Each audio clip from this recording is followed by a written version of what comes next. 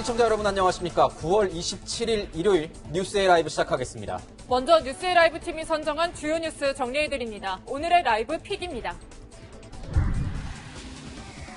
북한이 오늘 서해 공무원 피격 사건 시신 수색 과정에서 북측 영해를 침범하지 말라고 우리 정부에 경고했습니다. 북한은 시신을 수습할 경우 우리 측에 넘겨줄 절차와 방법까지도 생각해두고 있다는 입장을 밝혔습니다. 야권은 서해 공무원 피격 사건이 발생한 47시간 동안 문재인 대통령의 행적을 밝히라고 압박하고 있습니다. 유시민 노무현 재단 이사장의 김정은 계몽군주 발언에 대한 논란이 커지는 가운데 국민의힘은 청와대 앞에서 진상규명을 위한 1인 시위를 진행합니다. 음주운전으로 차량 몇 대가 추돌하는 사고가 발생하면서 결혼식을 하루 앞둔 예비 신부가 다쳤습니다. 불법 드론으로 인해 항공기 5대가 인천공항에 착륙하지 못하고 회항하는 일이 벌어졌습니다.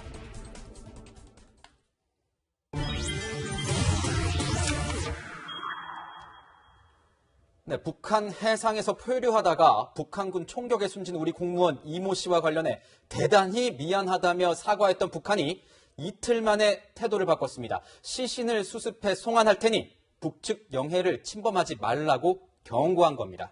네, 취재기자 연결해 자세한 소식 들어보겠습니다. 자, 황아람 기자, 북한이 이런 내용을 어떻게 전해온 겁니까? 네, 북한은 오늘 오전 남조선 당국에 경고한다는 제목의 조선중앙통신 보도를 내보냈습니다. 남측에서 지난 25일부터 숱한 함정과 선박들이 북한 측 수역을 침범하고 있다면서 서해 해상 군사분계선 무단 침범 행위를 즉시 중단하라고 요구했는데요. 북한이 주장하는 해상 군사분계선은 NLL보다 훨씬 남쪽을 기준으로 자신들이 지난 1999년 일방적으로 그어놓은 해상 경계선으로 추정됩니다. 북한은 남측의 이런 행동은 또 다른 불미스러운 사건을 예고하게 한다고 위협했습니다. 군은 북한의 영해 침범 주장에 대해 우리 군은 현재 해상 수색 활동을 정상적으로 하고 있다고 밝혔는데요. 군 당국은 시신이 해상에 표류 중일 경우 중국 해역 쪽으로 흘러갈 가능성이 큰 걸로 추정하는 걸로 알려졌습니다. 북한은 조류를 타고 들어온 시신을 습득하면 관례대로 남측에 넘길 절차와 방법까지 생각해두고 있다고 덧붙였습니다. 북한은 그러나 이번 사건에 대한 추가 해명이나 청와대의 공동조사 요구에 대해선 응답하지 않았습니다. 지금까지 외교안보 국제부에서 전해드렸습니다. 네, 서해 공무원 피격 사건 신범철 한국국가전략연구원 외교안보센터장, 김관욱 계명대 교수, 장해찬 평론가와 분석해보겠습니다. 어서 오세요. 네, 안녕하세요. 네. 네, 속보 소식 먼저 좀 전해드리겠습니다. 무궁화 10호, 이 어업지도원 이모 씨가 타고 있던 이 무궁화 10호가 목포항에 입항했습니다. 자, 출항한 지 11일 만에 귀향을 한 거고 서해 어업관리단 전용부두로 접안합니다. 자, 함장 등 15명, 원래 16명이었는데 이모 씨가 아직 수습되지 않으면서 함장 등 15명이 현재 승선 중입니다. 네, 지금 피격 공무원 밤샘 수색도 성과가 없는 상황이고요. 연평도 서쪽, 또 소청도 남쪽 해역을 집중 수색을 했습니다. 함정이 39척, 또 항공기 6대가 투입이 됐고요. 북한 측은 근데 수색 빌미로 북한 영해 침범하지 말아달라고 주장을 하고 있고, 또 북한 측 시신 발견 시 넘겨주겠다고 밝힌 상황입니다. 네, 지금 12시쯤 입항을 한 것으로 알려졌는데 아마 3시간에서 4시간 뒤쯤이면 이 어업지도원들 15명의 이 이모 씨의 동료들이죠. 어업지도원들이 아마 집으로 자택으로 돌려보내질 것 같습니다. 별도의 조사가 없을 것 같은데 어떻게 될지는 지금 지켜봐야 될 것 같고요. 아마 3-4시간 뒤쯤에 기자들이 현장에서 대기를 하고 있는데 이 기자들이 어업지도원 이모 씨의 동료들을 만나서 당시 사건 정황을 혹시 좀 들을 수 있지 않을까 싶습니다. 그래서 오늘 저녁 저희 뉴스에서 관련된 내용이 있으면 그 속보 내용을 전해드리도록 하겠습니다. 자, 무궁화 10호 목포항에 입항했다는 소식 전해드리면서 오늘 뉴스의 라이브 시작하겠습니다. 자, 오늘 아침 방금 저희 전화 연결 기자도 얘기를 했지만 아침에 조선중앙통신이 보도를 통해서 반응을 내놨습니다. 이 반응 내용 보면 우리 영해 침범하지 말라 이렇게 얘기를 하고 있습니다. 영해라고 하면은 저희도 NLL 북방 한계선에서 훨씬 남쪽으로 지금 수색을 하고 있는 걸로 알려졌는데 갑자기 북측에서 이렇게 나온 이유가 뭔가요? 정말 적반하장이라고 보는데요.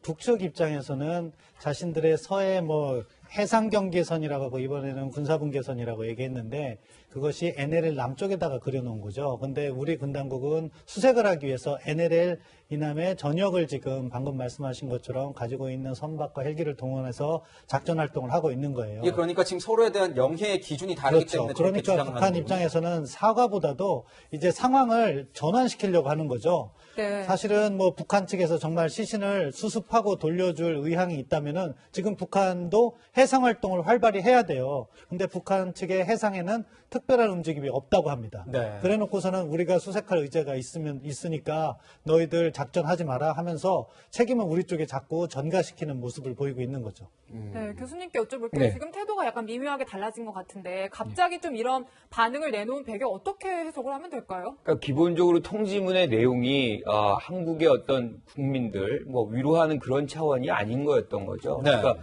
국제사회의 어떤 비난을 모면할 목적이 굉장히 컸습니다. 그러니까 네. 총사를 하고 국제법적으로도 일단은 해상이 그렇게 조난이 돼 있으면 안전하게 일단은 이제 신병 확보하고 그 상황에서 이제 신문을 한다든가 뭐 이런 것들이 돼야 되는데 뭐 코로나 때문인지 모르지만 멀리서 그것도 신문을 하고 결과적으로 사살을 하고 또 본인들은 이제 부유물만 태웠다 그러지만 시신까지 훼손되는 이런 장면이라는 것이 전 세계적으로 경악할 만한 내용 아닙니까? 그러니까 이런 것이 사실로 계속해서 파급이 된다면 북한이 전혀 뭐 정상 국가라고 인식할 세계 국민들은 시민들은 아무도 없는 거죠. 그러니까 이 문제를 이제 빨리 모면해야 되는 그런 상황 속에서 사과라든가 이런 것들이 그런 목적하에서 나온 것인데 실질적으로 이제 만약에 그것이 진정성이 있는 것이라 그러면 지금 신 센터장님 말씀하셨지만 더 열심히 사실 수색을 해야 되는 거거든요. 예. 그리고 지금 한국이 이제 남측에서 제안했던 뭐 그들의 어떤 역량이 좀 부족하다 그러면 사실 공동 조사를 구성을 해가지고 더 철저하게 서해 전역을 사실상 이제 조사를 해서 수습한다 그러면 그 진정성이 우리가 어느 정도 이해를 할 수 있겠지만 지금 말로 계속하고 특히나 NNL의 부분을 이제 더 강조를 해서 본질을 훼손하고 본질을 비켜가는 거죠. 그래서 본질은 지금 빨리 이제 실종자를 피격당한 우리 공무원을 시신을 수습하는 거거든요. 그런데 이 부분에 벗어나서 NL 논란을 다시 재확산시키는 것은 본질을 회피하는 것이다라고 생각합니다. 북한이 지금 본질을 회피하고 있는 것 아니냐 이런 분석들을 해주시고 있는데 우리 청와대는 북한의 공동 조사를 하자 이렇게 얘기를 했는데 단서를 조금 달았습니다. 필요하다면 공동 조사 하자. 이 평론가님 여기에서 약간 좀 청와대도 소극적인 거 아니냐 이런 얘기 나오는 것 같아요. 그러니까 청와대가 공동조사 이전에 북측에서 먼저 추가 조사를 해달라고 요구를 했죠. 네. 그리고 이후에 필요하다면이라는 전제를 달았습니다. 그 말은 북한의 추가 조사를 일단은 신뢰하겠다는 것인데 저는 이런 입장이 조금 이해가 안 되는 부분이 사실 우리 청와대나 군, 정부의 공식 당국에서 이번 사건의 경위를 밝힌 입장이 있습니다. 그리고 북한에서 밝힌 입장이 완전히 위배되는 내용들이 몇 가지가 있거든요. 예를 들면 이 희생당하신 분을 어떻게 수습을 했느냐. 네. 우리 군에서 발표하기로는 부유물 위에 계실 때 그분이 총격을 당하시고 네. 네. 그대로 기름을 붓고 태웠다고 우리가 발표하지 않았습니까? 네. 하지만 북한 같은 경우는 본인들이 이 총격을 가한 이후에 부유물만 있었고 그분의 이제 시신은 발견할 수 없는 상태에서 부유물만 태웠다고 말을 하고 있습니다. 가장 중요한 게 지금 이분의 시신을 우리가 수습하는 게 어떻게 보면 국가의 남은 임무일 텐데 여기에 대해서 입장이 완전히 다른 셈이고요. 그리고 이분이 이 북한 해역으로 간 경위에 대해서도 우리 군에서는 월북 가능성을 언급했습니다만 북한에서는 그런 게 아니라 이분이 와서 어떤 대답도 잘 안 하고 도주하려고 했다 이런 식으로 답변을 했어요. 그렇다면 이미 양 정부의 입장이 첨예하게 갈리는 상황이라면 당연히 북한의 추가 조사를 우리가 신뢰할 수 없는 게 확실한 부분인 거죠. 그렇다면 처음부터 아주 강력한 어조로 공동조사를 요구하고 책임자 처벌, 진상규명을 말했어야 되는데 북측의 통지문 하나를 받고 우리 정부가 너무 일찍 완화된 태도를 보였던 것이 아닌가. 그런 부분 때문에 북에서도 지금 우리가 열심히 이 시신을 수습하기 위해서 해상 수색을 하는 걸 두고도 영해 침범하지 말라고 이렇게 적반하장으로 나오는 그 배경에는 우리 정부의 조금 안일한 그리고 너무 한 발짝 물러서는 그런 태도가 근거가 되었다, 빌미가 되었다고밖에 볼 수 없습니다. 네, 평론가님이 말씀하실 때 나왔던 자료 화면이 있는데 이게 이제 입항을 한 무궁화 10호의 모습입니다. 저렇게 무궁화 10호라고 적혀 있는 모습이 보이는데요. 저희가 더 자세한 사진이나 이런 사진 자료들 같은 거는 저희가 또 확보를 해서 될 수 있는 대로 많이 보여드릴 수 있도록 하겠습니다. 네, 이 추가 조사 관련해서 좀 센터장님 보시기에는 과연 뭐 수용을 할지 또 만약에 이 조사를 해서 결과를 내놓는다고 하면은 좀 신뢰를 할 수 있는지도 어떻게 보시는지 궁금한데요. 이제 일단 추가 조사라는 것은 북한이 자체적으로 하는 거죠. 그 기회를 준 것은 우리 측은 지금 정보를 갖고 있는 거예요. 우리 군의 발표 내용을 보면 상당한 여러 경로의 첩보를 모아서 정확한 발표를 했다고 보는데 북한 스스로 그것을 바로잡을 기회를 준다고 봅니다. 그런데 북한 당국은 우리에게 통지문을 냈을 때 자신들의 책임을 피하기 위해서 아주 교묘한 용어를 사용한 거예요. 그래서 어떤 용어들이 있죠? 그 경비정 정장의 판단으로 했다고 하잖아요. 예. 그러면서 그 지휘 체계에서 사살한 것이 아니라는 것을 갖다가 그 이제 책임의 피용으로 이렇게 용어를 만들어서 한 건데 추가 조사에서 그것을 바꿀 가능성은 없는 거죠. 왜? 자신들의 지휘 책임을 질 수가 없잖아요. 네. 그렇다면 그것을 공동조사로 가야 되는 건데 공동조사는 더 안 하겠죠. 왜냐하면 우리가 갖고 있는 정보를 보면 그 경비정과 서해 사령부와 통신 내역을 갖고 있을 거예요. 그걸 내놔라 하면 북한이 내놓겠습니까? 그러니까 지금 상황에서 북한이 추가 조사나 공동조사에 응할 가능성은 없고 그렇기 때문에 우리가 아까 평론가님께서 잘 지적하셨는데 이쪽을 이야기하면서도 우리 나름의 취할 수 있는 조치, 유엔 안보리 회보라든가 이런 카드를 살짝 흘려야 되는 거예요. 네. 이거 카드를 버려놓고서는 북한에게 뭘 해달라는 식으로 하면은 북한도 거기에 성의를 가지고 임할 가능성은 적다. 따라서 우리도 북한을 압박할 수 있는 카드는 먼저 쓸 필요는 없다고 생각하지만 가지고 있으면서 북한에게 성의 있는 태도, 진정성 있는 모습을 요구해야 된다. 그렇게 봅니다. 네, 일각에서는 보니까 지금 코로나19 때문에 저쪽이 굉장히 비상인데 북한이. 그래서 오히려 또 공동조사도 더 못 받아들이지 않겠느냐 뭐 이런 얘기도 나오는 것 같습니다. 교수님, 네. 아까 이제 평론가님이 지적을 또 해주긴 했지만 이 남북 간의 진실게임 약간 국면으로 가는 것 같아요. 북한 주장대로라면은 구명조끼를 입고 있던 이 이모 씨가 피격이 됐어요. 피격이 됐는데 금방 사라졌다는 거예요. 찾지를 못했다는 거예요. 이게 이해가 안 됩니다. 그렇죠. 혈흔이 낭자하고 그리고 갑자기 이제 시신이 없어졌다. 뭘 찾을 수가 없었다 그러는데 구명조끼를 입으면 사실 이렇게 붕붕 뜨는 경향이 굉장히 크죠. 그런데 지금 한 10발 정도를 쐈다 그러니까 그런 상황 속에서 구명조끼가 완전히 파괴됐을 수는 있습니다.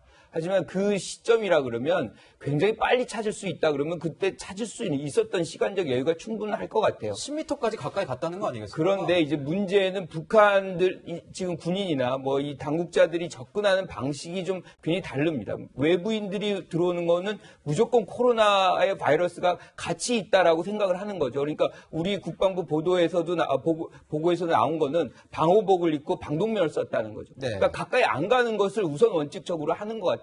그러니까 6시간 동안을 바깥에서 이렇게 보고 있는 그 장면도 이거는 뭐 있을 수가 없는 일이잖아요. 네. 그러니까 그만큼 이제 코로나에 감염될 우려가 컸기 때문에 그런 상황에서도 아마 시신 수습도 안 한 것 아닌가. 만약에 이제 그때 없었다고 해도. 그렇지만 이제 국방부 발표로는 사살을 하고 그 자리에서 부유물과 함께 사실상 소각을 했다. 네. 태웠다. 뭐 이렇게 얘기가 나오는 것이기 때문에 그 부분도 북한이 명확하게 좀 밝혀야 될 필요성이 있는 것이고 만약에 시신이 수습이 안 된다면 사실은 태웠다는 것이 정확하게 입증된다고 얘기할 수 있는 거죠. 네, 뭐 시신 훼손과 관련해서 우리 군은 40분 정도 이제 불꽃을 목격했다고 하고 있는데, 그러니까 북한 측의 주장에 따르면 이 부유물을 태우는 불꽃이 40분간 볼 수 있었다라는 거 아닙니까? 예, 어떻게 보세요? 그래서 사실 부유물의 실체가 정확하지 않기 때문에 과연 40분간 탈 수 있는 물질이었느냐.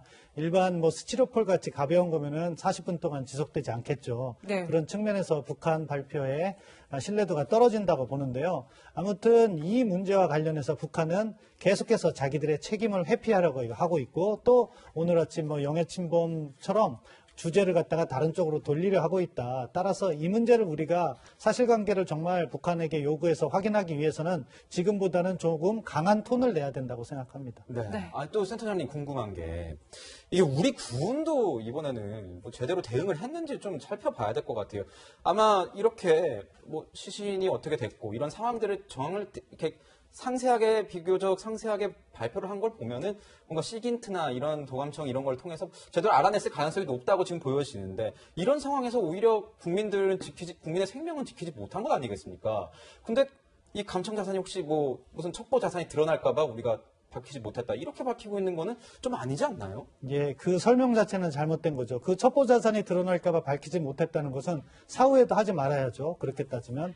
그런데 이제 우리 군의 이번에 역량을 평가를 한다면요. 우리 군이 정말로 첩보 자산이나 이런 것은 잘 갖고 있다. 그래서 북한의 움직임을 잘 파악하고 있다. 그런 점은 평가를 할 수 있겠죠. 그런데 뭐가 잘못됐냐? 이것이 합참이나 청와대로 전달돼서 의사결정이 맺어지는 그 과정은 너무나도 미흡했다.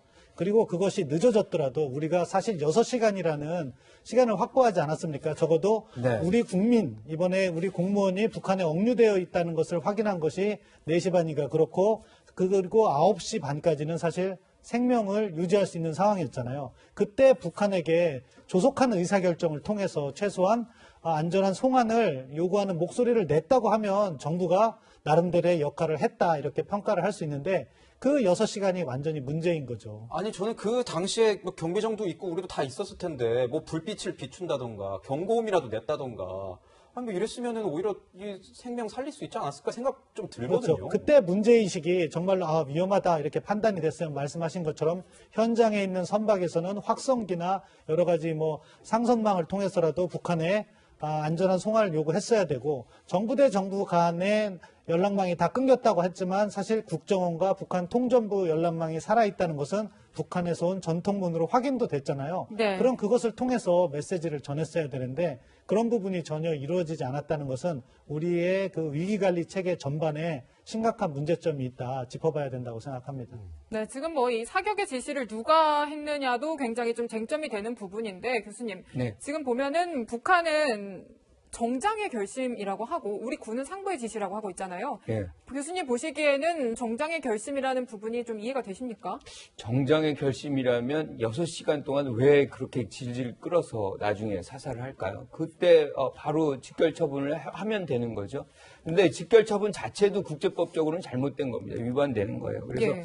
이 부분은 상부로 떠넘기질 어떤 책임을 사실상 차단하기 위해서 정장이 이제 결정했다라고 얘기하지만 그 상황 속에서 이렇게 국방부가 상부의 어떤 지시를 기다렸다라고 지금 처음에 보고를 했잖아요. 그 얘기는 아까도 얘기했지만 시긴트 부대가 우리의 777 부대라고 해서 한 3,000명가량이 있습니다. 이 부대가 감청 능력이 굉장히 사실 좋죠. 그러니까 이제 뭐 방호복이다, 뭐 방독면 썼다, 뭐 그 내용까지 다 아는 거고 상부에 이제 보고하고 그 지시를 기다리는 장면까지도 아마 다 내용을 갖고 있을 것으로 생각을 해요. 그렇다면 북한은 이 상황 속에서 일종의 이제 꼬리 자르기를 해서 책임을 아래 단계로 이렇게 내려볼 것이 아니라 오히려 실질적인 어떤 책임의 소재를 밝힘으로 해서 국제사회의 신뢰를 다시 찾아가는 길이 오히려 더 나은 길인 것이지 지금 뭐 정장이 했다. 6시간 동안에 안 하다가 갑자기 또 6시간 이후에 사살하는 이런 정장의 결정이라는 것을 누가 이해할 수 있을지 모르겠습니다. 네. 이것도 봐야 될 게 북한이 이제 통지문을 보낼 때 이렇게 상세하게 좀 얘기를 했습니다. 지난 22일 저녁 황해남도 강령군 금동리 연안수역에서 정체불명의 인원 한 명이 우리 측 명예 깊이 불법 침입하였다가 이렇게 통지문에 올렸는데 여기에는 우리 군이 말한 것처럼 뭐 자진 월부 가능성이 높다라는 얘기는 안 나와요, 평론가님. 우리 군이 이렇게 판단했을 때는 뭔가 이유가 있겠죠. 그런데 사실 이런 완벽한 입장 차이 때문에 우리 국민들이 지금 이 사태를 바라보면서 우리 군 당국의 설명을 믿어야 되는 것인가 아니면 북한의 통지문을 믿어야 되는 것인가 혼란이 많이 받을 수밖에 없거든요. 예를 들면 우리 정부 당국에서는 일단 북측 통지문을 정중한 사과로 받아들이는 분위기입니다. 그런데 이 사과문을 믿는다면 사과 내용뿐만 아니라 통지문에 실린 다른 내용도 같이 믿어야 되는 부분이잖아요. 네. 그 내용을 믿게 되면 우리 군이 이 납북 이제 월북 이 경위에 대해서 완전히 잘못된 판단을 한 게 되는 셈입니다. 그런데 우리 군의 설명을 믿고 월북의 경위가 있다고 판단을 하게 되면 그럼 북측이 통지문에서 사과는 하면서 나머지를 다 거짓말한 게 되는 셈이잖아요. 그러니까 이도 저도 안 되는 진퇴양난의 상황 속에서 국민들은 혼란스러워하는데 명쾌하게 설명을 해줘야 될 군 당국이나 우리 정부 수뇌부들은 이상하게 이 통지문에 있는 사과 내용만 쏙 꼬집어서 편한 대로 해석을 하고 있는 것 아닌가. 그래서 여기에 대해서는 우리가 진상규명을 완벽하게 해야만 북측의 책임을 더 강하게 물을 수 있는 부분이 있기 때문에 그리고 고인의 명예와도 직결되는 부분입니다. 지금 피해 유가족분들 같은 경우는 월북할 이유가 전혀 없다고 말을 하고 있는데 일부 언론에서는 이 고인의 명예를 상당히 훼손하는 추측성 보도나 과장 보도들이 또 많이 나오고 있거든요. 여기에 대해서 우리 정부 당국이 누구보다 앞장서서 교통 정리를 해줘야 되는데 북한에서 당국의 조사 결과 완전히 다른 입장을 냈음에도 불구하고 우리 군 당국이 조사하는 게 맞다는 명확한 입장도 아직까지 안 나오고 있어요. 그럼 국민들은 대체 무슨 이야기를 들어야 하는 것인가? 혼란이 점점 더 가중되는 상황이라고 봅니다. 교수님은 어떻게 보십니까? 그 자진 월북 의사는 사실은 규명하기 쉽지 않습니다. 본인이 실질적으로 현존하지 않기 때문에. 그런데 문제는 우리가 갖고 있는 감청 역량이라든가 그리고 지금의 이 상황을 파악하는 것이 우리의 감청 부대뿐만 아니라 사실 미국의 정찰기들이 계속 내려다보고 있거든요. 그런 장면들이 같이 어우러져서 지금 이 수사 결과가 그러니까 조사 결과가 나와 있는 것이기 때문에 그 부분을 우리가 신뢰하는 것이 훨씬 더 적절하다라고 생각하는 것이고 북한은 지금 이 상황을 굉장히 유리하게 왜냐하면 이제 국제사회에서 그런 만행을 저질렀다는 것이 확인될 경우에는 완전한 비정상 국가로 지적이 될 수밖에 없기 때문에 이들로서는 규칙을 다 지켰다는 거 아닙니까? 하지만 우리가 지금 확보하고 있는 것은 그것과 굉장히 다른 것이죠. 이제 그런 측면에서 봤다 그러면 지금 우리가 갖고 있는 것을 북한 측도 이해를 하고 받아들인다는 차원에서 재조사를 하는 것이 유일한 길이다라고 생각을 합니다. 네, 지금 보시면 저 화면에 나오는 게 저기 무궁화 10호가 입항을 하는 모습입니다. 네, 지금 논란이 계속되고 있는데 월북 추정 주장에 대해서 유가족들은 억울함을 호소하고 있습니다. 먼저 목소리 준비되어 있는데요. 듣고 분석 이어가겠습니다. 동생은 전혀 월북을 하지 않았고 근무 중에 아마 이탈을 한 것으로 생각이 됩니다. 자꾸 군은 월북이라는 프레임을 씌우는데 그 NLL을 지키는 군이 지키지 못하고 어떤 기만을 했기 때문에 그들도 그 월북에 관련된 방조나 방임이 된다고 생각을 하거든요. 가장 먼저 동생의 모든 짐들, 그다음에 특히 공무원 신분증이 그대로 있고요. 그동안에 어떤 나한테 얘기했던 게 처럼 국가관을 그리고 사명감을 얘기를 쭉 해왔었거든요. 그런 동생이 어떻게 월북을 감행을 하고 월북을 했겠습니까? 네, 지금 친형이 밝힌 것처럼 선박에 공무원 신분증이 있는 것으로 알려지면서 월북을 했다는 추정에 대해서는 반박을 하고 있는 건데 우리 군은 구명조끼를 입었고 또 신발을 벗어났고 부유물을 썼다라는 점 등을 근거로 대면서 자진 월북으로 추정을 하고 있는 상황 아니겠습니까? 저거는 군이 초동 발표에서 월북 이야기를 한 것은 전 잘못됐다고 봅니다. 네. 왜냐하면은 조금 더 조사를 해보면 이렇게 서로 상충되는 정보들이 있지 않겠습니까? 군에서 이야기한 건 통신감청이 어느 정도 정확한지 모르겠어요. 왜냐하면은 일단 북측에 넘어가면 북한들의 유도에 따라서 자기의 생명을 지키기 위해서 월북 의사 본의 아니게 피력할 수도 있다고 보기 때문에요. 지금 나타난 여러 정보 말고도 저 친형이 이야기한 공무원증을 놓고 갔다는 건 전 매우 중요한 문제라고 보는데 네. 공무원 신분으로서 북한에 넘어가면 대우를 잘 받는데 의도를 가지고 북한에 갔다면 그걸 놓고 갈 이유가 전혀 없다고 보거든요. 따라서 이 문제는 군이 초동조사 때 발표를 할 것은 아니었다. 정확하게 사실관계 중심으로 발표를 하고 군의 해석이 들어간 부분은 조금 더 지켜보면서 갔어야 되는데 그 고인의 명예와 직결된 부분인데 그거를 갖다가 너무 일찍 발표함으로써 불필요한 국내적 혼란을 낳았고 또 북한과 다른 발표가 됨으로써 이것은 향후 남북관계를 풀어가는데도 장애가 될 수도 있는 문제거든요. 따라서 조금 서투른 대응이었다고 봅니다. 네, 교수님 한 말씀 해주시죠. 북한에서 발표한 내용은 이겁니다. 그러니까 이 신문을 하는 과정 속에서 본인이 누구냐 정체에 대한 질문을 하니까 대한민국의 누구누구다 계속 얼버무렸다는 거죠. 본인의 어떤 의사를 표명을 안 했다는 겁니다. 그런데 국방부 발표는 아주 명확하게 지금 월북 의사를 얘기를 했다는 거죠. 거리를 두고 그런 신문이 이루어졌다는 거예요. 그러니까 이거는 사실 보이지가 않잖아요. 그러면 누군가가 이렇게 소설을 구체적으로 쓰기는 굉장히 어렵습니다. 그러니까 감청이라든가 이런 것들이 분명한 자료가 있지 않으면 저는 신발이다, 구명조끼다 이것이 월북의 증거라고 생각하진 않아요. 그리고 또 문서 작업을 했다. 그럼 문서 작업 흔적이 있는지 그거 자체도 사실 월북과는 좀 다를 수 있습니다. 하지만 거기서 만약에 통신 장비가 감청된 것이 있다 그러면 거기에 의사 표명된 것이 있다고 하면 그 부분에 대해서는 정부가 그걸 밝힐 필요가 좀 있다는 거죠. 그래야만 여기에 자진 월북인지 아니면 표류해서 올라간 것인지에 대한 논란이 잠재워질 수 있는 것이죠.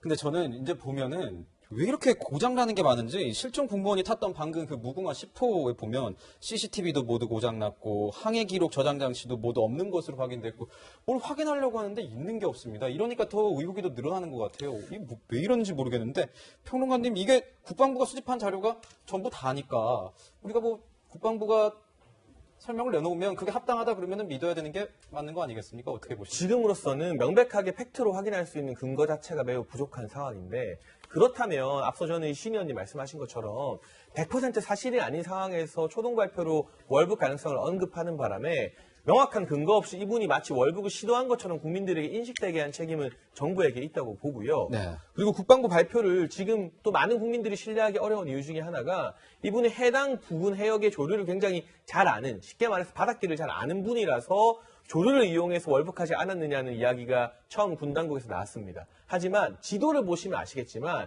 이분이 실종된 것으로 추정되는 지점과 월북해서 북한에 어떤 발견됐을 지점, 그러니까 월북 예상입니다. 우리 정부 말로 하면. 그 지점 사이의 거리가 30km가 넘습니다.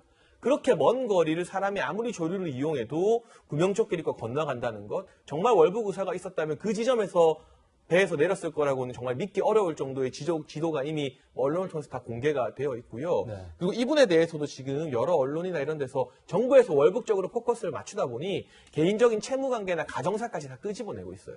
네. 월북을 했으니까 그 배경이 무엇이냐를 추정하고 있는 것인데 그게 저는 고인에 대한 상당한 명예훼손이 될 수도 있는 분이고 이분이 지금 공무원이지만 이 항해사 출신이거든요. 그러면 민간으로 돌아가면 1년에 이 항해사들 연봉이 수억이 됩니다. 지금 언론에서 보도되는 정도의 빚은 충분히 갚을 만한 능력과 기술을 보유하고 계신 분이기 때문에 섣부른 추정이 굉장히 위험한데 그 섣부른 추정을 누가 하게 만들었느냐? 군 당국의 어설픈 초동 발표가 그 추정을 만든 가장 큰 원인이라고 보는 겁니다. 예, 저희가 고인과 관련된 내용에 대해서는 아직 뭐 확인된 내용을 좀 더 정확한 내용을 보도해드리는 게 맞다고 생각이 좀 듭니다. 그래서 좀 자제해서 발언을 하는 게 좋을 것 같습니다. 네. 네, 이번 사건에 대해서 이제 국민의힘은 국제형사재판소에 제소할 것이다 이런 얘기를 하고 있는데 이 제소가 가능할지 또 유엔 안보리에 회부하는 것도 가능한지도 궁금한데요. 이제 가능하냐, 확률이 어떻게 되느냐는 별개의 문제로 봐야 됩니다. 지금 우리 정부는 너무 소극적인 태도를 일관하고 있다고 앞서 말씀드린 것이 이거예요. 지금 북한에게 추가 조사를 요구하고 필요하다면 공동조사인데 그거 네. 다 누가 동의해줘야 됩니까? 북한이 동의해줘야 되는 거죠. 그게 동의가 없으면 저희 그렇죠. 못하는 절대 거죠. 안 되는 거죠. 네. 그렇다면 우리도 우리 나름대로 일방적으로 추진할 수 있는 조치가 있느냐 알아봐야 되는 거죠. 그게 결국 국제적 연대라면은 유엔 안보리 회부도 하나의 카드고 국제형사재판소도 카드고 또 국제인권단체나 이런 것과 협조해서 북한 문제를 갖다가 논의한 것도 카드가 될 수 있어요. 유엔 안보리 회부는 상당히 가능성은 있습니다. 왜냐하면 워낙 우리가 갖고 있는 정보가 감청 정보가 있다면은 그것을 또 미국과 공조하면은 올라가서 유엔 안보리에서 충분히 통할 가능성은 있어요. ICC 문제는 상당히 복잡합니다. 그래서 강경화 장관이 어렵다고 이야기를 한 건데 불가능한 건 또 아니에요. 왜 어렵냐면은 북한은 ICC라는 국제형사재판소 조약 관련해서 당사국이 아니에요. 그래서 우리가 동의를 얻어서 가기가 어려운 부분이 있어요. 예. 그런데 유일한 방법이 안보리에서 국제형사재판소에 사건을 의뢰하면 되거든요. 따라서 안보리 회부가 먼저 돼야 되는 거죠. 그리고 우리가 가지고 있는 정보가 저 정도 정확한 정보라면은 이건 또 불가능한 것도 아니에요. 물론 안보리가 작동하는 원리는 중국과 러시아의 거부권이 있어서 현실적으로 저는 가능성이 10%도 되지 않는다고 봐요. 그럼에도 불구하고 우리가 가지고 있는 수단을 모두 소진할 의지가 있느냐 그 문제라고 봅니다.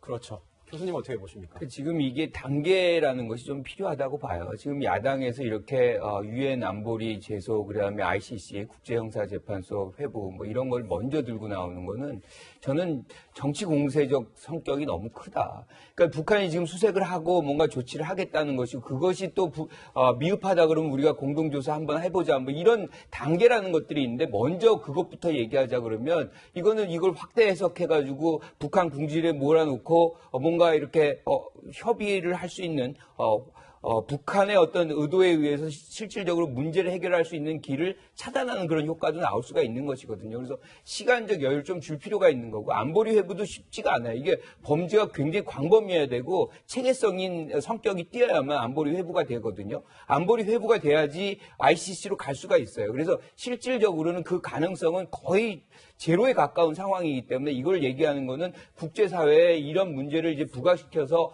남한 정부와 북한의 어떤 입장을 굉장히 옹색하게 만들려고 하는 그런 야당의 정치적인 어떤 계산이 여기 깔려 있다. 그래서 저는 이 문제를 해결을 잘 못하면 여당이나 뭐 정부도 굉장히 뭐 힘들어질 수밖에 없습니다. 그래서 시간의 여유를 좀 주고 북한에게 압박할 수 있고 공동조사할 수 있는 그런 시간적 여유를 좀 줘야만 하는 것이다. 이렇게 생각합니다. 네, 센터장님. 그러니까 북한이 일각에서 이런 얘기도 나옵니다. 북한이 앞으로 크게 많은 뭐 국내외적인 이런 일정들이 있지 않습니까? 내달 10일에는 당창건 75주년 또 꺾어지는 애니까 굉장히 또 관심이 높을 거고 또 11월 달에는 미국 대선 있어서 새로운 대통령이 나오게 됩니다. 이런 상황에서 북한도 뭔가 국내외 정세상으로 이 문제를 풀어가야 된다라면은 우리나라와 뭔가 같이 공동조사에 나설 그런 가능성이 좀 높진 않냐? 뭐 혹시 이런 지적에 대해서는 어떻게 보세요? 그건 우리 측 희망이라고 봅니다. 왜냐하면 희망사항일까요? 10월 10일에 쌍십절 노동당 창건기념일 75주년 행사는 그들이 체제를 갖다가 선전하는 장으로 만들 것이고 그런 측면에서 이런 조사는 체제에 손해가 따른다고 보겠죠. 그리고 이미 아마 군사 퍼레이드를 준비하고 있는 것 같은데 자신들의 체제를 선전하는 장이기 때문에 불리한 것을 할 가능성은 적다고 보고요. 11월에 미국 대선은 사실 북한이 대외 정책을 결정함에 있어서 이 미국 대선을 보고 결정해야겠다는 판단이기 때문에 그러한 대미 관계 같은 것은 약간 유보해 놓은 상황이에요. 언제까지? 내년 1월까지. 그래서 당대회를 1월로 미뤘다고 봅니다. 네. 네, 앞으로의 일정에 따른 북한의 동향까지 전망해봤습니다. 신범철 센터장과는 여기서 인사드리겠습니다. 감사합니다.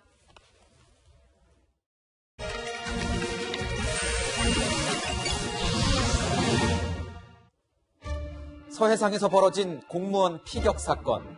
사건도 사건인데 이 사건을 대하는 일부 정치인들의 모습 더욱 충격적입니다. 김정은 국무위원장이 뒤늦게 사과한 것을 두고 일부 여권 인사들은 규탄 대신 희소식이라며 반색했습니다. 내부의 상황이나 자기 자신의 입지나 이런 것들이 갖는 어려움 때문에 지금 템포 조절하는 거냐 아니면 그냥 아닌 거냐 내 느낌에는 개몽군주 같아. 북한의 무차별 총격에 훼손된 시신은 아직 수습조차 못했는데 오히려 그 총부리를 겨눈 세력을 통큰 개혁 군주라며 치켜세운 겁니다. 사과가 이례적이라면서 말이죠. 누군가의 아빠이고 남편이고 동생이고 직장 동료일 대한민국의 한 사람이 죽음을 맞았습니다. 유족과 국민은 아직도 그 진상을 모른 채 슬픔에 잠겨 있는데 남북 관계가 오히려 좋아질 계기가 될 수도 있다는 발언이 과연 적절했을까요? 국민의 죽음을 제대로 애도하지 못하는 겁니까? 아니면 아픔을 공감하지 못하는 겁니까? 이것이 정화이복의 계기가 될 수도 있겠다. 이걸 이제 이 불씨를 어떻게 살려내느냐. 한반도의 평화를 위해서 나가는 대장정에는 이것이 장애물이 돼서는 안 된다고 저는 생각합니다. 누리꾼들은 거센 분노를 토했습니다. 당신 가족이 죽어도 계몽군주라 할 텐가. 21세기에 계몽군주가 나왔다고 환호하는 게 정상인가. 헌법 전문엔 우리들과 우리들의 자손의 안전과 자유와 행복을 영원히 확보할 것이라고 명시되어 있습니다. 우리 국민이 안전을 위협받아 총각을 다투던 그 시간 동안 설마 총을 쏠 줄은 몰랐다는 정부의 변명은 또 웬 말입니까? 국민의 생명을 지키는 건 정부의 천명입니다. 지금은 뼈아픈 실책을 반성하고 사건의 진실을 명확히 규명해야 할 때입니다. 그리고 또 애도해야 할 때입니다. 섣부른 낙관론을 내놓으며 웃고 떠들 때가 아닙니다. 지금까지 화나요 뉴스였습니다.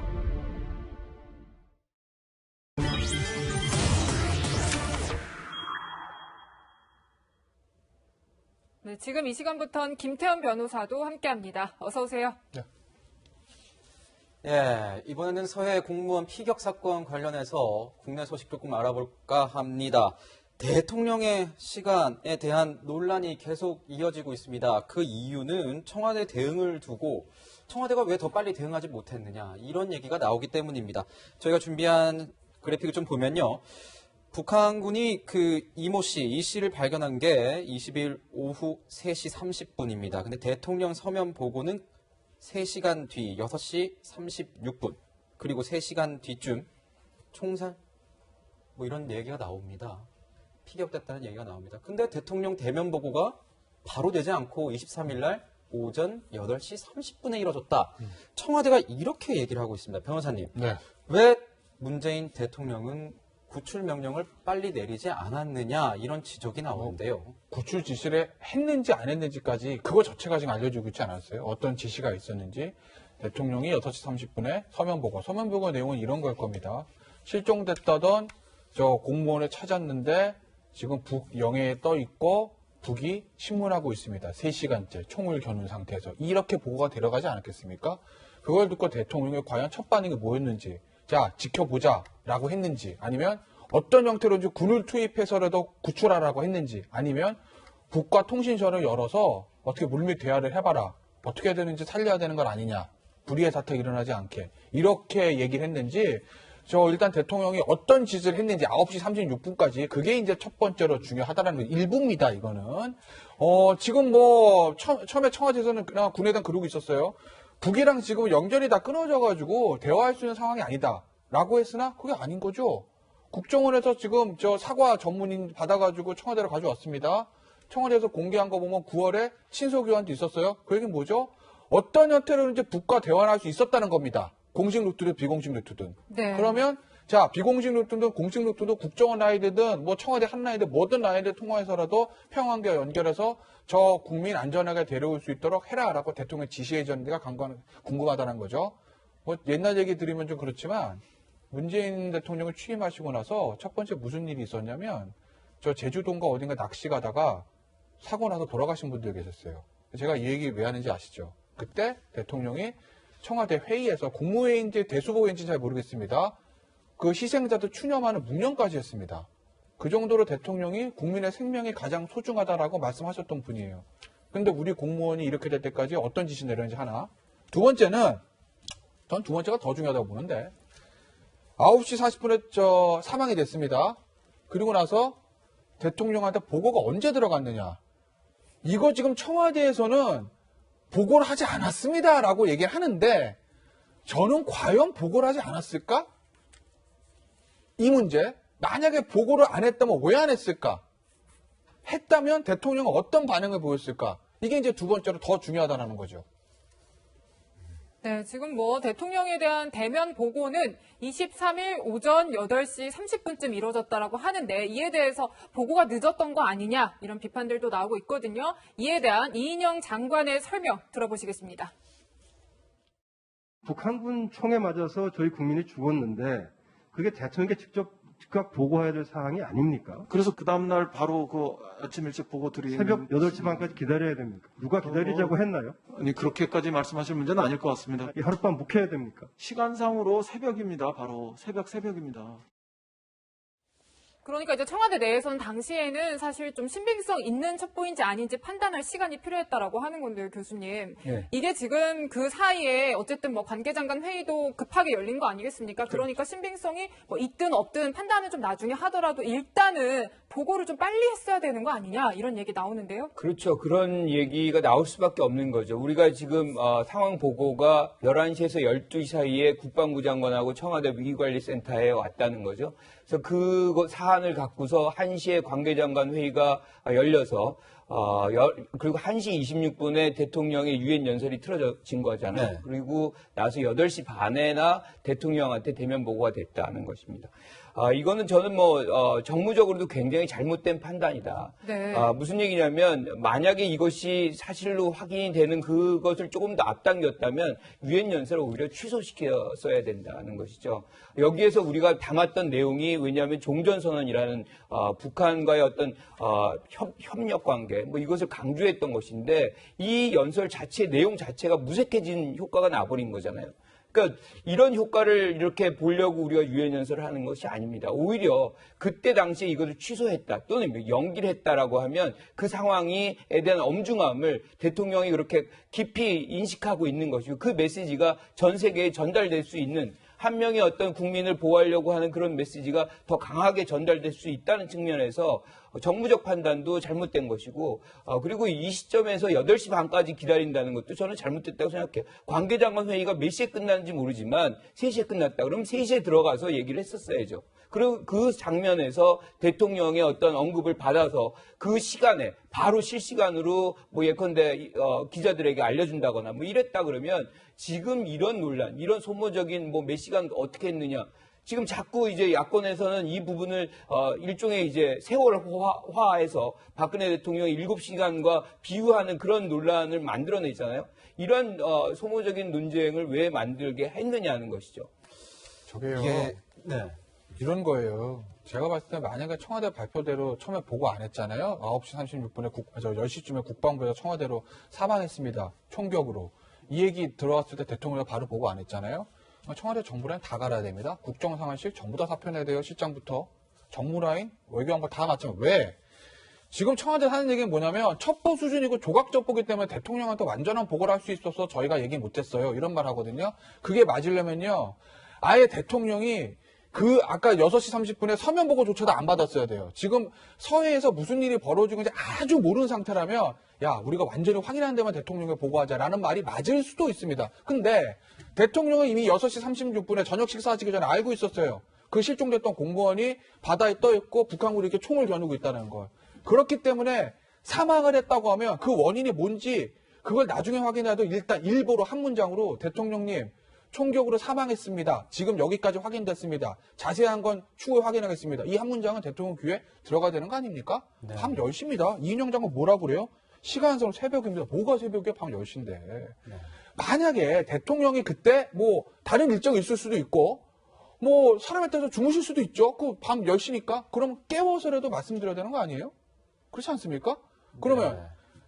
청와대에서 관계장관회도 거기서 비상회의 하고 있는데 저 대통령은 청와대 그 안에서 그걸 모르고 계셨다는 건가요? 그냥 청와대 안에서 김정은 정사가 계시는데 안에 밖에서는 청와대 내 다른 곳에서는 관계장관들이 지하벙커에서 이렇게 긴급한 회의를 하고 있는 거 모르고 있었다. 이게 말이 됩니까? 네. 모르고 계셨다 하면요. 청와대 라인 다 경질을 하셔야 되는 거고 알았는데 어떤 정무적인 판단을 이유로 대통령이 모르게 그러시라고 만약에 청와대 얘기를 하고 한다면 그 이유는 무엇인가? 저는 1시 반에 있었던 종전전화 사전 녹화 방영되는 거랑 깊은 관계가 있을 가능성이 높다고 봅니다. 청와대에서 어떤 해명, 어떻게 공개를 할지에 대해서는 청와대에서도 좀 고민을 해야 될 것 같습니다. 지금 말씀 초기에 그 김태현 변호사가 이제 아까 제주도 낚시배 사고를 아마 얘기를 한 것 같은데 제주도가 아니라 인천 지역에서 발생했던 사고라는 점 저희가 고치고 가겠습니다. 또 문제가 되는 거는 이 당시의 정무적 판단, 너무 판단이 안 좋았다 이렇게 얘기도 하시는데 국제적인 행사, 연사로 나선 거니까 거기까지는 취소가 힘들었을 수도 있다고 저는 생각이 드는데 또 이런 얘기가 나옵니다. 이 사건이 언론에 보도가 되고 난 다음 날인데 문재인 대통령이 한국판 뉴딜 행사에 참석을 했다. 이거에 대해서도 지적을 하는 목소리가 많이 있어요, 평론가님. 네, 청와대가 지금 밝힌 타임라인에 따르면 대통령이 적어도 23일 아침에는 보고를 받았다는 거 아닙니까? 우리 생명의 목숨이 북한의 일방적인 총격에 의해서 날아갔다는, 앗아졌다는 사실을 말입니다. 그런데 NSC 국가안전보장회의가 열리는데 여기도 서훈 실장 주재로 열립니다. 저는 이거부터 일단 이해가 안 돼요. 국민의 생명만큼 중요한 사안이 뭐가 있는데 왜 대통령이 직접 주재하는 NSC가 아니라 서훈 실장이 주재하는 회의여야만 하는가. 이게 사실 NSC 끝나고 북한을 규탄하는 입장문이 나오게 되는데 대통령이 직접 주재하는 회의에서 북한을 규탄하는 것이 남북 화해 모드에 방해가 된다고 판단했던 것은 아닌가 하는 아쉬움이 일단 첫 번째로 들고요. 그리고 그날 대통령이 디지털 뉴딜 행사에 참석해서 지금 영상에 나오고 있는 것처럼 아카펠라 공연 등을 관람합니다. 그러면서 우리 문화계의 큰 업적인 영화 기생충이나 방탄소년단 등에 대해서 치하하는 말을 해요. 물론 기생충, 방탄소년단 참 큰일을 했고 앞으로 우리 문화 강국으로서 역량을 더 뻗쳐나가야 되는 것도 맞습니다. 그런데 우리 국민이 그냥 생명이 앗아진 것도 아니고 정말 이 수십 시간 표류한 상태에서 그러고도 6시간을 더 무리에 떠 있다가 일방적인 총격에 의해서 피살을 당하고 시신까지도 지금 우리 군당국 첩보에 의하면 일방적으로 소각된 불에 태워진 그 비극적인 사건을 겪은 그날 오후에 저 행사에 가서 아카펠라 공연을 관람하셨어야 하는가. 여기에 대해서 잘했다고 박수칠 국민이 저는 거의 없을 거라고 보고요. 아무리 중요한 행사라도 이건 내부적인 행사입니다.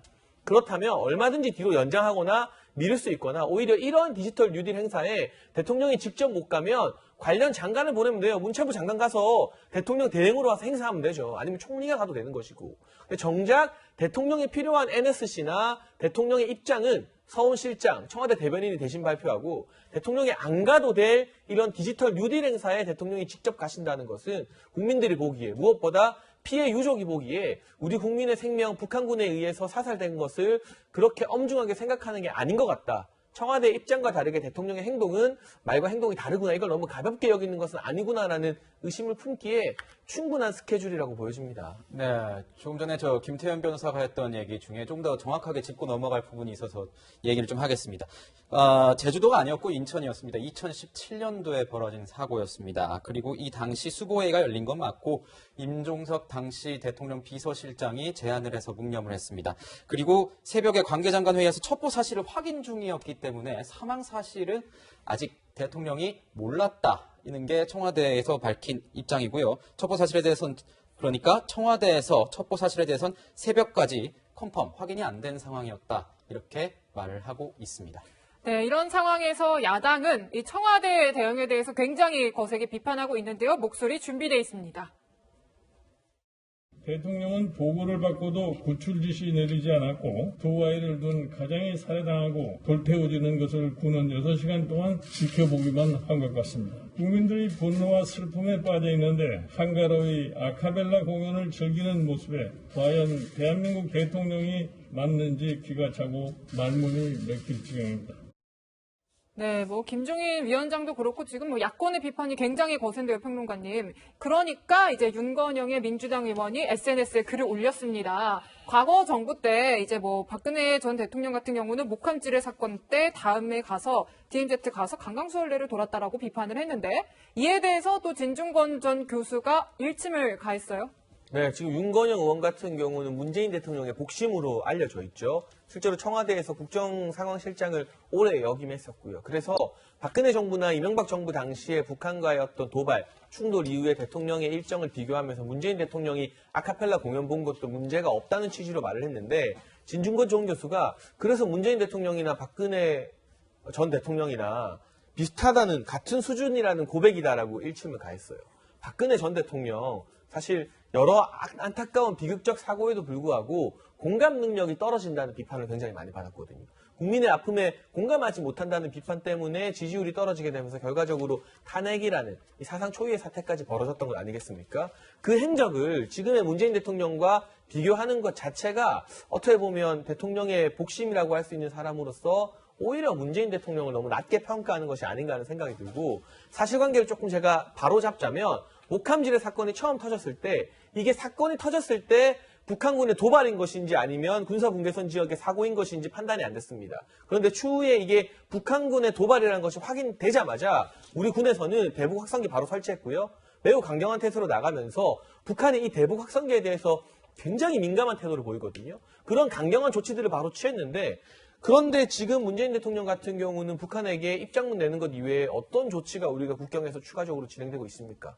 정상적인 시신 수습 작업 하고 있는데 오히려 북한 영에 넘어왔다고 우리가 핀잔이나 듣는 이런 상황 아닙니까? 확성기를 틀겠습니까? 뭘 하겠습니까? 국방부 관계자들은 이게 오히려 9.19 군사합의 위반이 아니라는 말이나 하고 있습니다. 본질적으로 디테일하게 들어가 보면 목함지뢰 사건 이후의 정부의 대응과 지금 정부의 대응에도 많은 차이가 있다. 그리고 설령 이게 비슷하다 하더라도 그래서 박근혜 전 대통령만큼 국민적 공감 못하는 대통령이냐? 이런 질문도 저는 윤건영 의원에게 하고 싶은 겁니다. 네, 윤건영 의원 그러니까 문재인 대통령의 의중을 가장 잘 아는 의원 중에 한 명인데 왜 이런 글을 썼을까? 어떻게 보십니까, 교수님?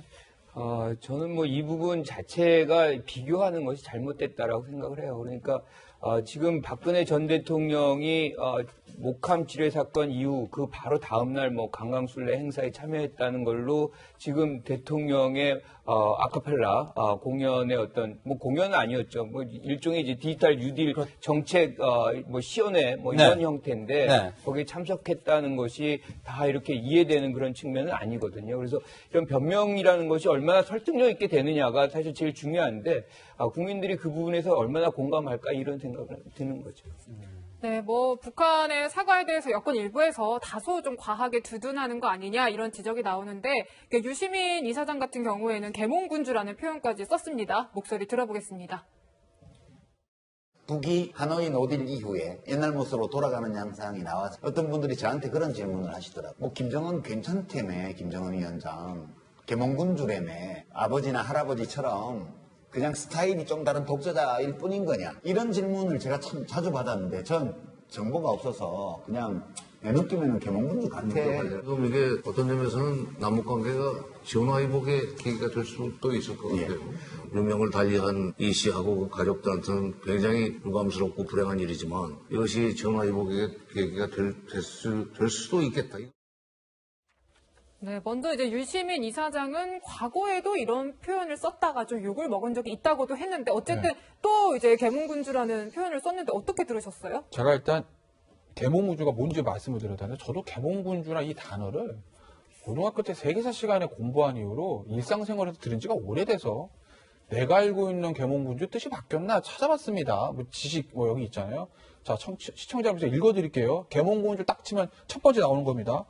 계몽 사상가의 영향을 받아 합리적이며 개혁적인 정치를 추구하는 군주. 여기서 계몽 사상가는 몽테스키에, 볼테르, 루소 이런 사람들입니다.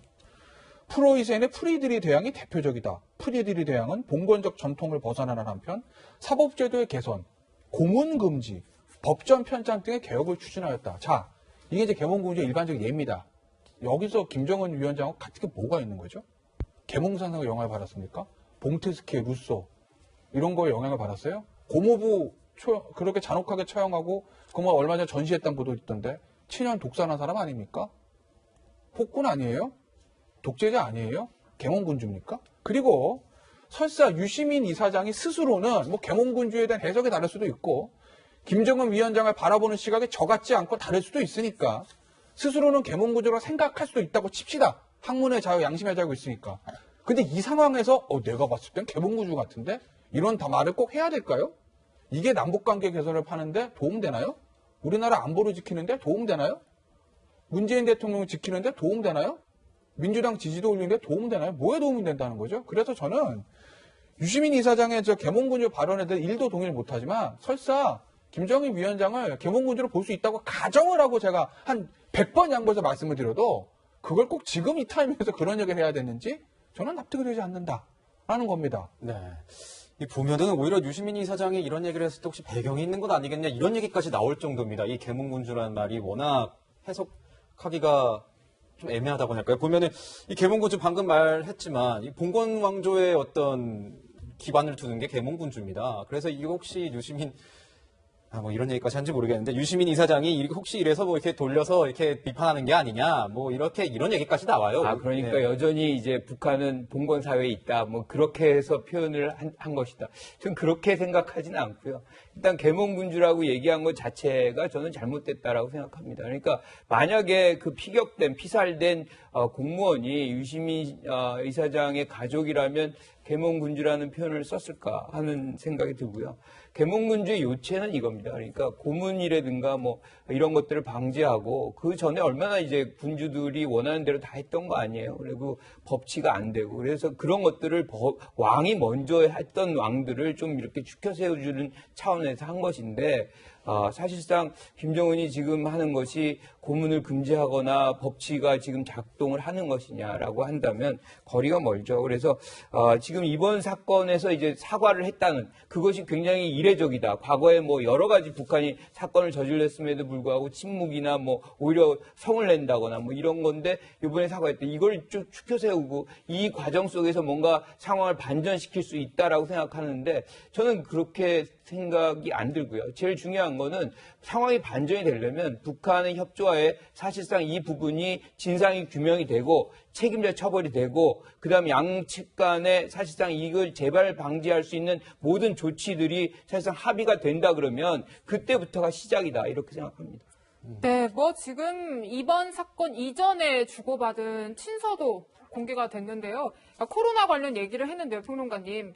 이 친서를 갑자기 이번 사건 후에 공개를 했습니다. 이유가 어떤 걸까요? 그러니까 남북관계 괜찮다. 우리 상당히 좋았어. 이 사건 때문에 남북관계 아주 나빠지는 거 아니야라는 말을 청와대가 하고 싶었던 것 같은데 저는 이 친서를 공개한 시기가 굉장히 부적절하다고 봅니다. 주고받았을 때 일찍 공개했었다면 이런 말 안 나왔을 텐데 상당히 비극적인 이 사고가 발생하고 나서 이 친서를 공개하는 건 대외적으로나 대대적으로 이 피살 사건의 의미를 조금 축소하고 싶은 그런 정무적인 의도가 다분히 보인다고밖에 말을 할 수가 없고 물론 이 친서에 나온 표현들 특히 문재인 대통령이 김정은 위원장을 향해서 생명 존중하는 부분을 높이 평가한다 뭐 이런 단어들이 피살 사건 이전에 쓴 표현입니다만 국민이 총격을 당했는데 그 이후에 이런 표현이 공개되면 어느 국민이 박수를 치고 역시 김정은 위원장 생명 존중하는 지도자지라고 동의를 할 수 있겠습니까? 네. 그 부분에 대해서 상당히 의도도 불순한 것 같고 타이밍도 정무적으로 이 친서 공개하는 게 별로 이 사건에 대한 여론적 분노를 잠재우는 데 도움이 안 될 것 같아요. 그리고 또 한 가지 지적을 할 수밖에 없는 게 이 대통령과 김정은 위원장이 친서를 주고받을 정도의 소통 라인이 있는데 그 6시간 동안 우리 국민이 북한군에 발견되어서 물에 떠 있을 동안 우리 국민이니까 안전하게 돌려보내라 이 연락을 할 라인은 없다는 게 말이 되나요? 이인영 통일부 장관이나 군 당국에서는 뭐 한라인 끊겼고 군사통신선 끊겼기 때문에 아무 손을 쓴 방도가 없었다고 하는데 친서는 뭘로 주고받았습니까? 국정원 라인이든 뭐가 됐든 어느 라인이 살아있다는 뜻 아니겠습니까? 네. 그 라인으로 왜 우리 국민의 생명을 지키라, 건드리지 말라는 그 말을 못하고 뒤늦게 우리 친서 주고받고 있었어요라는 자랑을 하는지 이걸 도대체 공개하자고 한 정무적 의도가 무엇인지 제가 청와대 관계자들에게 오히려 반문하고 싶은 심정입니다. 네, 지금 이런 상황에서 이제 국민의힘은 오늘 오전부터 청와대 앞에서 1인 시위에 나섭니다. 국회 긴급 현안질을 통해서 진상 규명을 해야 된다 이렇게 얘기를 하고 있는데 여권에서는 교수님 지금 얘기가 나오는 게 뭐 원래 준비하고 있던 북한 뭐 규탄 관련된 이런 성명에 참여하지 않을 것 같다 이런 얘기도 나오더라고요. 그러니까 그 규탄의 내용이라는 것이 좀 변했죠. 사과 요구, 뭐 재발 방지 했는데 뭐 그 부분에 대해서 통지문에서 그 내용이 담겨져 있기 때문에 이런 규탄 내용을 좀 이제 철회한다 뭐 이런 얘기인데 저는 철회할 필요는 없다고 생각해요. 내용을 바꿔야 된다. 그래서 실질적으로 이제 책임자 처벌이라든가 재발 방지 대책을 같이 논의하는 공동조사단 구성이라든가 그래서 실질적으로 이 국회 어떤 결의문이 북한에 대한 압박이 뭐 규탄 차원이 아니라 협조 차원에서 이 문제를 어떻게 수습할 수 있는지 그런 부분으로 내용을 좀 전환시킬 필요가 있는 것이고 저는 저렇게 지금 야당에서 1인 시위를 하는 것도 일종의 이 부분을 너무 지나치게 정치 공세화한다고 생각을 해요. 그러니까 지금 이 상황에서 저런 것이 중요한 것이 아니라 어떻게 하면 북한과의 어떤 협력관계를 빨리 구축해서 이 문제를 진상이 뭐고 어떤 현실이 실질적으로 존재했었던 것이고 이 문제를 어떻게 하면 미래에 다시 반복적으로 발생 안 하게 할 수 있는지를 오히려 그 부분에서 야당이 힘을 모으는 것이 더 필요하다 이렇게 생각합니다. 네, 지금까지 이제 서해 공무원 피격 사건에 대한 여야 움직임까지 전해드렸습니다. 네, 다음으로 사건 사고 소식 알아보겠습니다.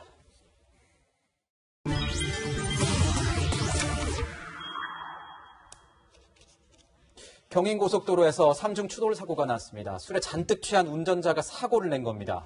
이 사고로 30대 여성이 얼굴을 다쳤는데 하필 이 결혼식을 딱 하루 앞두고 있었습니다. 우현기 기자 리포트 보시고 분석 이어가겠습니다. 흰색 승용차 뒷부분이 심하게 찌그러졌고 연쇄 추돌을 당한 차량들이 앞쪽으로 줄줄이 서 있습니다. SUV가 다른 차량을 추돌한 이곳은 고속도로를 달리던 차량들이 빠져나가는 나들목의 출구가 시작되는 지점인데요. 사고 당시 떨어진 파편들이 이렇게 곳곳에 널려 있습니다. 당시 나들목에는 고속도로를 빠져나가려는 차량들이 가다서다를 반복하고 있었습니다. 하지만 4차로를 달리던 SUV 차량이 멈춰있던 차량을 뒤에서 들이받으면서 3중 추돌로 이어진 겁니다. 사고를 낸 SUV 차량의 40대 여성 운전자는 혈중 알코올 농도 0.08%가 넘는 면허 취소 수준의 만취 상태였던 것으로 확인됐습니다.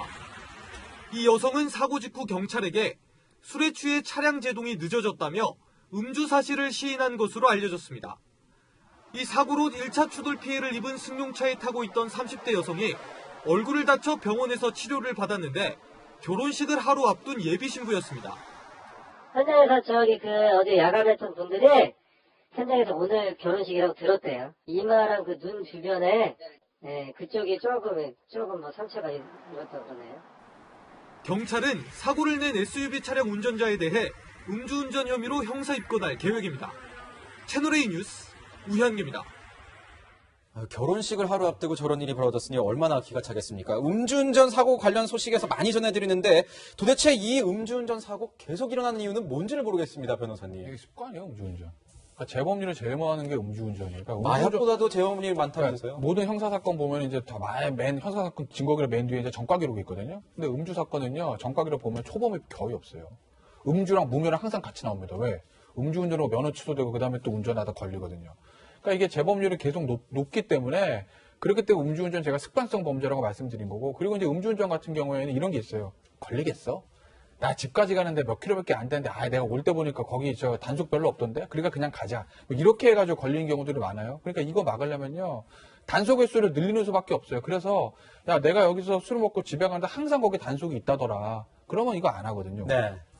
네, 지금 뭐 음주운전으로 걸려서 면허를 취소된다고 해도 사실 문제가 재취득이 너무 쉽다라는 지적이 나오는데요, 교수님. 해외 같은 경우는 그러니까 음주운전 전력이 있는 사람 차에는 측정기를 술을 마실 경우 아예 운전을 못하게 하는 뭐 이런 장치도 단다고 하던데요. 그리고 면허 취득 기간도 굉장히 길습니다. 그러니까 한 5년 정도 취득이 안 되는 경우가 있어요. 그러니까 이렇게 되면 내가 음주를 하면 운전은 절대 못하는구나, 뭐 이런 것들이 각인이 되는데, 우리나라 같은 경우는 벌금만 올렸지 사실상 그 기간 같은 것들은 그대로 유지가 되니까 이 분들이 다시 재범을 하는 확률이 굉장히 높아졌고, 최근에는 이제 코로나 때문에 이렇게 근접하는 것을 굉장히 꺼려하잖아요. 그래서 이런 음주 측정도 잘 안 하고 이런 측면이 있다는 것을 알고서 일부 사람들이 사실상 음주운전을 거의 좀 오히려 더 마음 편하게 하는 그런 부분이 있다는 거죠. 그래서 이거는 뭐 아까 변호사님 말씀하셨지만 조금 더 많은 횟수로 경찰 인력을 더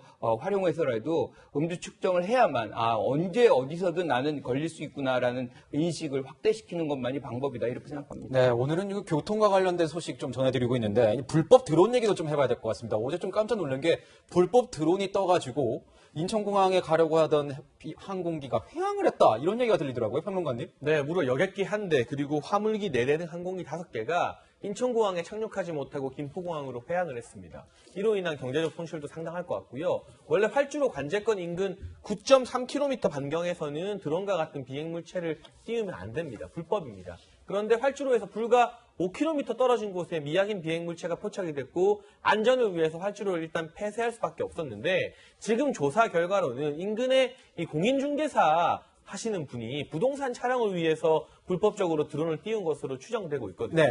근데 이 역시 벌금이 너무 낮은 게 처음에 위반되면 100만 원 과태료 물고 끝입니다. 2차 150만 원 정도밖에 안 돼서 이 불법 비약인 물체 드론에 대한 사고도 점점 많아지는 만큼 처벌 수위를 현실화할 필요성도 있어 보입니다. 네, 뭐 지금까지 반복되는 음주운전 사고와 불법 드론으로 항공기 회항한 사고도 전해드렸습니다. 네, 분위기를 저희가 좀 확 바꿔보겠습니다. 일요일 낮 환한 뉴스는 이제 그만. 여러분의 눈과 귀를 즐겁게 만들어드릴 뉴스를 전해드립니다. 홍유라 앵커의 뉴라이크 시간입니다. 오늘도 기대하겠습니다. 네, 기대하시죠.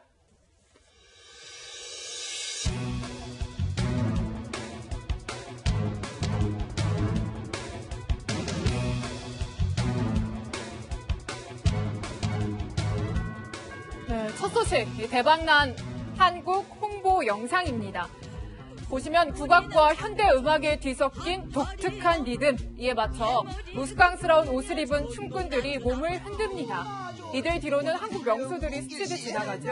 한국관광공사가 만든 홍보 영상인데요. 서울, 전주, 부산 세 곳의 시리즈를 만들었는데 유튜브 누적 조회수만 7,500만 회를 넘었습니다. 스타를 앞세웠던 뻔한 포맷에서 벗어나 B급 감성으로 신선하게 기획한 콘텐츠가 전 세계인들의 호응을 얻은 거죠.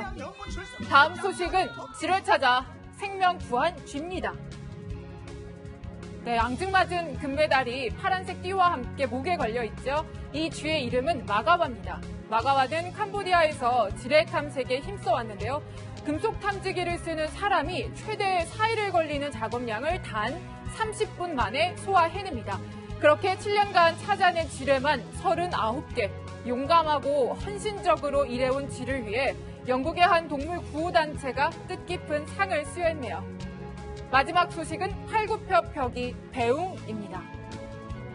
한 남성이 성조기에 쌓인 관 앞에 서더니 종이를 내려놓고 팔굽혀펴기를 합니다. 3번 반복하는데요. 미국 진보의 아이콘 루스베이더 긴즈버그 전 연방 대법관의 장례식에서 생긴 일입니다.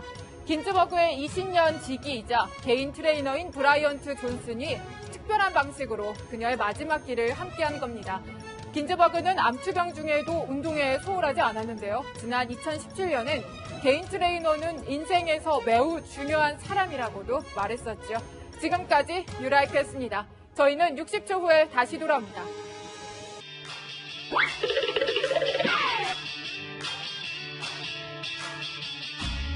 네, 이번 주 이 뉴스만큼은 꼭 알아야 된다. 저희가 미리 뽑아봤습니다. 주요 뉴스를 미리 보는 시간, 앞으로 뉴스입니다.